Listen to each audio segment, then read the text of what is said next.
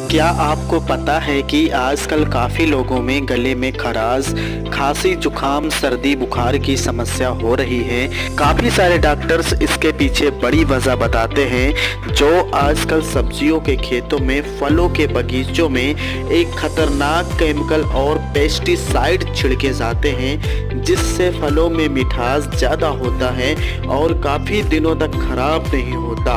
और यही केमिकल की परत फल और सब्जियों में चढ़ जाती है, जिसे खाने के बाद हमारे गले में खराश, टॉन्सिल की समस्या बन जाती है।